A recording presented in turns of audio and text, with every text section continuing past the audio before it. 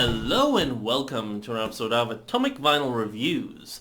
My name's Jacob and today we've got another unboxing video. So exciting thing, this particular figure that's in this particular box comes from a fellow Australian Godzilla YouTuber and content creator. Originally went by Super Ghidorah, now he goes by Kaiju Shorts. You might know him from YouTube and Instagram, places like that. So I've actually got a few figures from his eBay store before. A few of my X-Plus figures, as you can see behind me. I think my Burning Godzilla and that Hedorah up in the corner at the top and a few other ones. For the first time, I've actually got an X-Plus Deforeal figure. Because I figured, you know what, I'm actually a big fan of this particular design of MechaGodzilla. So yeah, let's see what we got. So just opening this box up. There we go. Ooh. Oh my god. Looks like there's extras in here too. Sweet. Okay.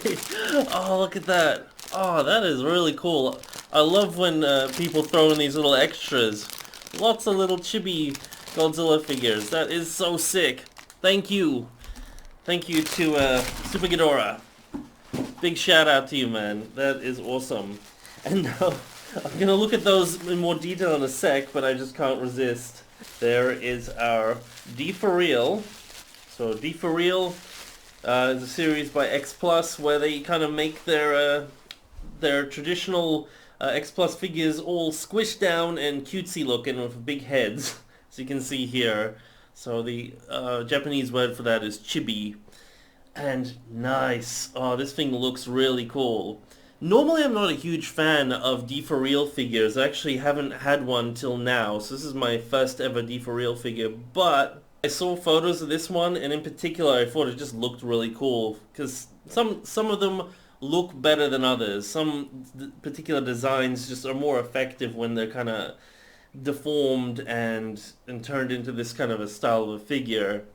And generally I'm not a fan of them because these things usually aren't cheap. These are quite pricey figures for what they are, and I normally would prefer just to save up a couple of extra $100 and actually just get the full scale figure if I can. But this guy happened to be for a fairly reasonable price and just looked really cool, so I decided to bite the bullet and pick him up. And just looking at this thing, yeah, I'm pretty glad I did. This thing looks awesome. I love the face on this one. The 70s MechaGodzilla, I think, has just the coolest design. So this is MechaGodzilla 2, the second one from Terror of MechaGodzilla, not the 74 version. This is the 75 version.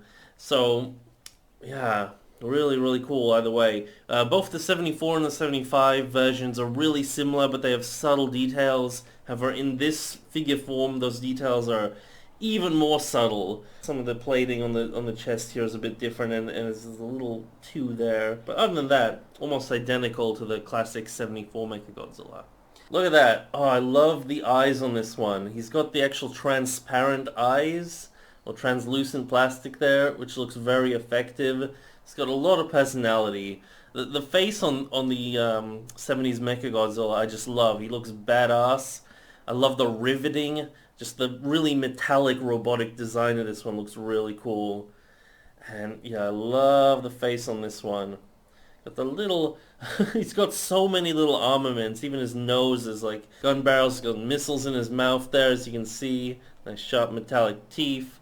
These kind of weird red things, which are trademarked to this kind of design, which God only knows what they do, but looks cool. Adds a bit of color to this figure as well. The paintwork on him is actually pretty good as well. It's got a lot of variation in the types of silvers across him, which is a little bit less accurate to the film itself. I think in the film he was fairly flat in terms of color, fairly flat sort of silver color. But for a figure, it really, really looks good with the different details done in slightly different hues of silver and gray. So that's really cool. He does look a little bit more worn and rustic, so I do like that about him. Nice look at the back details of him. Very cool. Cool little robot. Very quickly, I just wanted to bring in, since I do actually have a fairly decent X-Plus style figure of the 75 MechaGodzilla. This is actually the Billiken kit. So this is a pre-assembled model kit. I actually got this pre-assembled when I ordered it. I ordered second-hand off of somebody. They did a pretty good job with this kit. I just had to repair one of his fingers here. I have a video on how I actually molded that to be identical to the rest of them, so I do recommend checking that out. But I thought I'd bring this guy in because he's a perfect example of a typical X-Plus style figure and the differences between a chibi style figure. So he's about twice as big. He's in the 30 centimeter scale. If you actually bring in the official X-Plus 75 MechaGodzilla, he's going to be almost identical in terms of height. And detail-wise, almost identical as well, but this is its own unique sculpt anyway. So yeah, they look really great together. Really, really cool. You can see the faces on these guys, aside from the sizing, are almost identical. Really nice. And while I'm at it, I actually do have one more 75 MechaGodzilla figure on hand, and this one I got recently from the Godzilla store, which is very exciting. So it's this metallic green variant, this sort of special color version of the Bandai Movie Monster Series version of him. They look great together as well. I love both of these figures. Very, very nice. I'm actually pleasantly surprised with this guy here, because like I said, I was always really skeptical about the Deforeal figures, but this one, at least this one, I'm really happy with. Another one that I actually would really, really be keen for is the Mothra 2019 figure from Godzilla King of the Monsters. That one looked really cool. However, I wasn't able to find her for a decent price that I was willing to get. Nowhere near as close as this one, at least. Now I'm still on the lookout for her and a few other ones within a good price range, but I think for, at least in Australia, the general prices that we're able to get these ones for tend to be a bit much for me personally, for such, you know, smaller, more stylized figures, as opposed to the super movie accurate ones that you get with a full-size X-Plus. Nonetheless, if you do manage to pick this guy up, I think you'll be pleasantly surprised. I think this is definitely, at least for me, one of the better Deforeal figures out there. He looks so cute! Love this thing. He's like a pop vinyl version of this guy, but just a lot cooler looking than you would imagine a pop vinyl would be. I actually have a MechaGodzilla pop vinyl I can compare him to, but yeah, this gives you an idea of how these scale up to your typical small-scale pop vinyl figure. So I think they did a great job on both of these ones, but the Deforeal definitely wins out. I'm mostly saying that because I am just a huge fan of this particular design, much more so than the newer MechaGodzilla, but I still think they did actually a great job kind of stylizing this one here. But yeah, it doesn't really compare. I would actually really love Funko to put out a pop vinyl version of the 70s MechaGodzilla, because I think he's just got such a cool design. I don't really think they could go too wrong with it. If they make it really close to this thing, that would be so cool. Finally, I'm going to have a little dig through this bag of goodies, see what we got. I love these little ones. Let's see. Got a Showa Ghidorah figure by the looks of it. There's a very strange expression on this Ghidorah, but I like it. I've got a very tiny pink baby MechaGodzilla. Again, this one looks like the 75 or 74. Kind of hard to tell. Got a little yellowy, translucent white 90s MechaGodzilla, I'm guessing. But these are very small and stylized. Just very rubbery, cute little figures. So it's a little bit hard to tell. A little tiny yellow Baragon. Very nice, very adorable. He's like a very bright lemon yellow in person. He looks a little bit off color on film from what I'm seeing on my monitor here. And I've seen this kaiju before. I just have no idea. Is this an Ultraman kaiju or I don't know. Guys, in the comments below, let me, with a timestamp, let me know if you guys know what this kaiju is called. Because I have seen him before. I think it's an Ultraman kaiju, but it's just not ringing a bell. Interesting. We got a little tiny Godzilla, very stylized, very cute, little orange one. But you see he's got the spines on the back.